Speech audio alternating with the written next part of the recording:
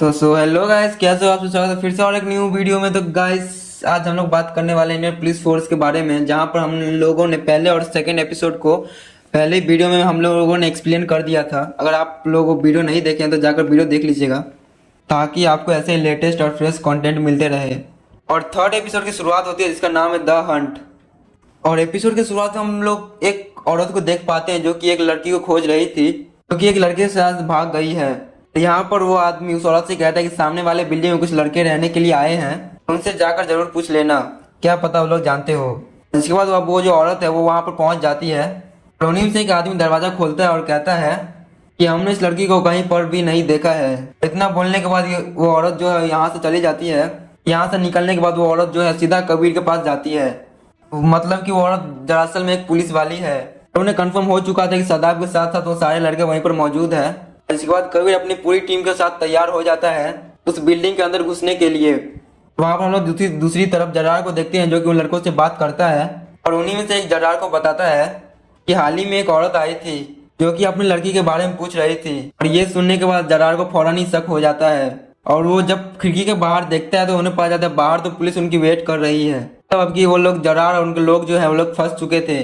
और अब विक्रम अपनी पूरी टीम को लेकर वहां पर पहुंच जाता है। और कबीर और कुछ लोग बाहर ही खड़े थे। इसके बाद वो लोग फायरिंग शुरू कर देते हैं।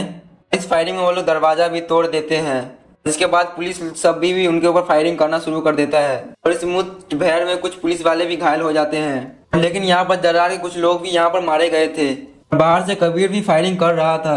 उन्हें मुंह तोड़ जवाब भी दे रहा था।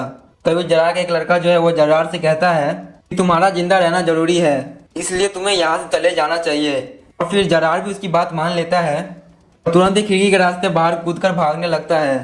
लेकिन विक्रम उसका पीछा करने लगता है। और अब कबीर को अंदर घुसना था, क्योंकि विक्रम जो है वो जरार के पीछे चला गया था। और जरार का पीछा करते हुए विक्रम अब जरार को पकड़ लिया था। और यहाँ पर दोनों के बीच में फाइट हो रही थी। वहीं अंदर सभी लोगों को मारने के बाद कबीर देखता है कि सभी लोग मर चुके हैं और सिर्फ एक ही लड़का बचा है, वो है सदाब। सदाब के हाथ में कोई गन नहीं थी। वो तो कोने में बैठकर रो रहा होता है। उसे देखकर वो समझ जाता है कि ये वही है जिसकी फोटो तारा शेट्टी ने दिखाई थी। वहीं दूसरी तरफ विक्रम और जरार के बीच में फाइट हो रही थी और दोनों एक दूसरे को बुरी तरह से मार रहे थे। लेकिन तभी जरार यहाँ पर एक छोटे से बच्चे को देखता है और वो उसकी गर्दन को पकड़ लेता है। वो विक्रम से कहता है कि अगर उसने गोली चलाई तो वो इस बच्चे का गर्दन मरोड़ देगा। और वो अपनी तरफ गन फेंकने को भी कहता है। और ये सुनने के बाद विक्रम जो है वो जरार की तरफ गन फेंक देता है। लेकिन जरार इतना ईमानदार तो है नहीं और वो गन उठाकर विक्रम को ही शूट कर देता है। इसकी वजह से गोली जो वो सीने में लग जाती है और जरार यहाँ से फरार हो जाता है। गोली की आवाज़ सुनते ही अब कबीर यहाँ पर पहुँचता है तो वो देखता है कि विक्रम पूरी तरह से घायल है। लेकिन विक्रम चाहता है कि कबीर जाकर जरार को पकड़े। और अब कबीर तुरंत ही जरार के पीछे पड़ जाता है। उसके हाथ में गन भी थी, इसलिए वो कबीर उसके पीछे डायरेक्ट नहीं जा सकता था। इसलिए अब वो धीरे धीरे छिप छिप कर जा रहा था। और तभी कबीर की तरफ एक सिलेंडर आता है। जैसे वो सिलेंडर कबीर की तरफ आता है तो जरार से शूट करके ब्लास्ट कर देता है, जिस वजह से यहाँ पर एक बहुत बड़ा धमाका हो जाता है। इसमें कबीर जो है वो बाल बाल बचता है। यहाँ पर कबीर देखता है कि जरार एक बाइक वाले के साथ यहाँ से चला जाता है। तो इस तरह से कबीर के हाथों से जरार निकल जाता है। और अब कबीर को बहुत तेज गुस्सा आ रहा था और वो सदाब के पास जाता है और वो जेल के अंदर ही उसे बुरी तरह से मारने लगता है, क्योंकि विक्रम को गोली लगी थी। इसके बाद राणा आकर किसी तरह से छुड़ाता है, क्योंकि उनके पास एक ही सस्पेक्ट है। और अब कबीर कबीर जैसे बाहर आता है तो शेट्टी उस पर चिल्लाने लगती है तो उसने हमें खबर क्यों नहीं दी, जिस पर कबीर और शेट्टी की बहुत ही तगड़ी बहस होने लगती है। थोड़ी देर के बाद यहाँ पर बंसल सर आ जाते हैं और वो उनकी इस लड़ाई को छुड़वाते हैं और कहते हैं कि इस पर कोई भी फायदा नहीं है। और तभी यहाँ पर एक पुलिस वाला आता है और कहता है कि विक्रम सर नहीं रहे। और ये सुनने के बाद तो पूरा माहौल साइलेंट हो जाता है और सभी लोग हॉस्पिटल जाते हैं, जहाँ पर विक्रम की डेड बॉडी को देखते हैं। और ये देखकर विक्रम की वाइफ को सबसे ज्यादा दुख हुआ था। और उसके बाद जो सबसे ज्यादा दुख हुआ था वो दुख हुआ था कबीर को, क्योंकि कबीर विक्रम को फैमिली मानता था और उसे बहुत ही ज्यादा बुरा लगा था।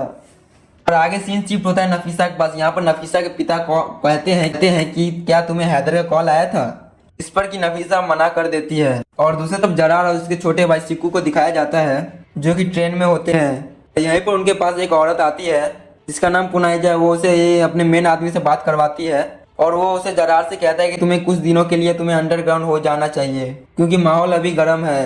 इसलिए वो जरार और उसका छोटा भाई दिल्ली छोड़ देते हैं और वो लोग यहाँ से सीधा दरभंगा यानी कि बिहार पहुंच जाते हैं। और कुछ दिनों के लिए वहीं पर रुकते हैं। दूसरी तरफ मिनिस्टर की तरफ से बंसल सर के ऊपर एक प्रेशर था, इस मामले को जल्द से जल्द सॉल्व किया जाए।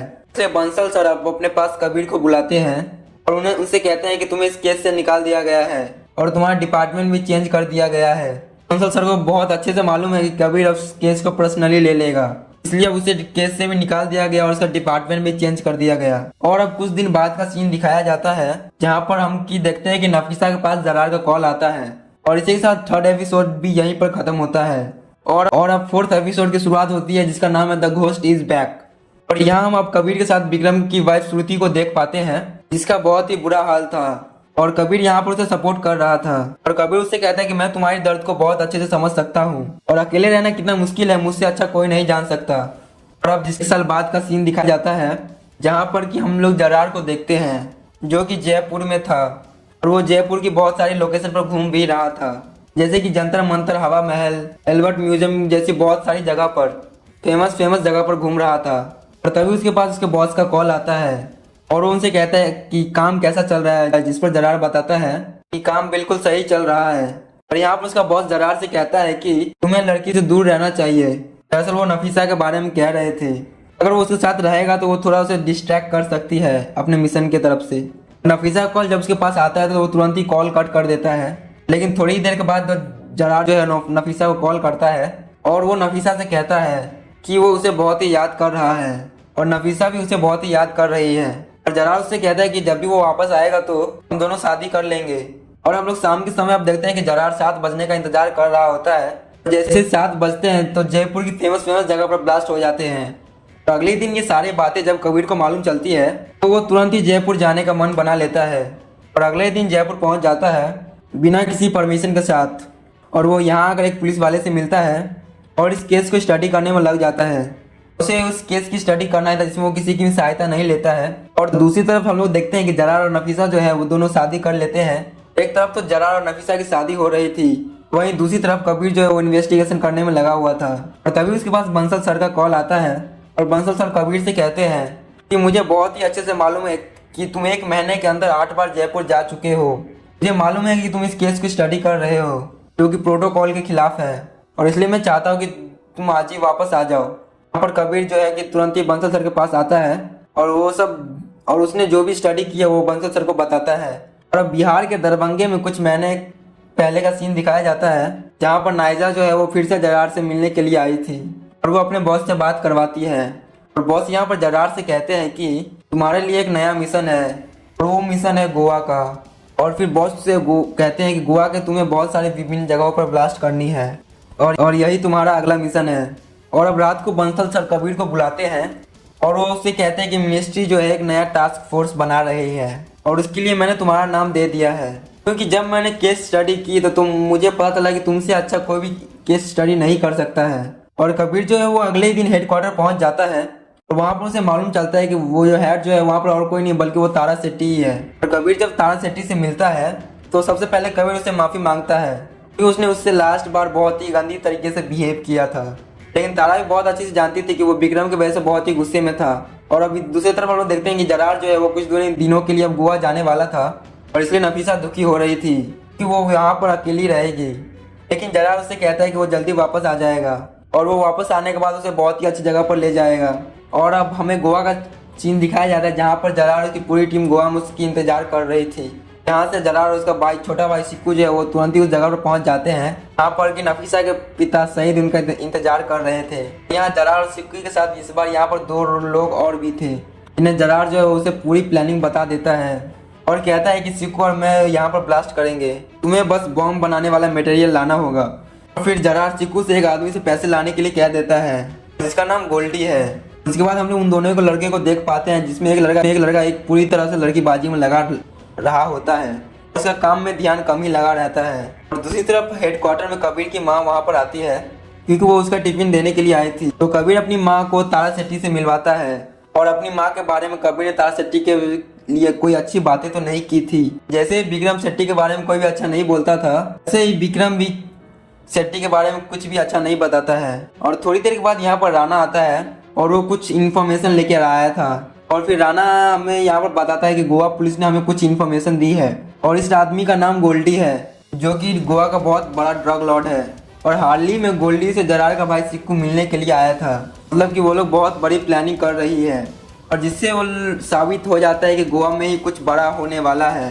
इसलिए अब जो पूरी पुलिस फोर्स जो है वो लोग गोवा पहुंच जाती है और वो लोग सीधा गोल्डी के फैक्ट्री के बाहर खड़े थे यहाँ पर कि उसके आदमी लोग अंदर नहीं जाने दे रहे थे। और यहाँ पर तभी कबीर जो है वो दिल्ली वाले स्टाइल में अपनी कार में बैठता है और दरवाजे को उड़ाते हुए फैक्ट्री के अंदर पहुंच जाता है। अंदर पहुंचने के बाद उनकी मुलाकात हो ही जाती है गोल्डी से, जो कि बहुत सारा सोना पहनता है और गोल्डी उन्हें पहले ही वार्न कर देता है कि अगर तुम लोगों ने कुछ भी मेरे साथ करने की कोशिश की तो तुम तीनों की लाश जो है वो समुंदर में होगी। और गोल्डी बहुत ही पावरफुल है और उसके साथ बहुत सारे लोग भी है, इसलिए गोल्डी उन पर हमला कर देता है।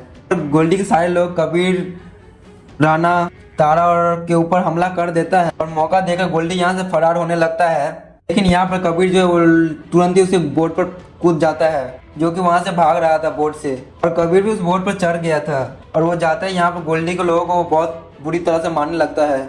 आखिर में कबीर का सामना होता है गोल्डी से, जो कि बहुत ही तगड़ा है और अब उन दोनों की फाइट बहुत देर तक चलती है और लेकिन कबीर आखिर उसे मारकर एक जगह पर बांधकर पूछताछ करने लगता है। और यहाँ पर गोल्डी भी उन्हें सब कुछ सच बताने के लिए तैयार हो चुका था, क्योंकि वो ऐसे तो नहीं फंसना चाहता था।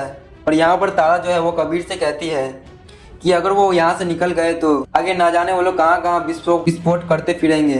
और लेकिन कबीर कहता है कि वो इनका ये आखिरी प्लान होगा, क्योंकि हम इस प्लान के दौरान उसे पकड़ लेंगे।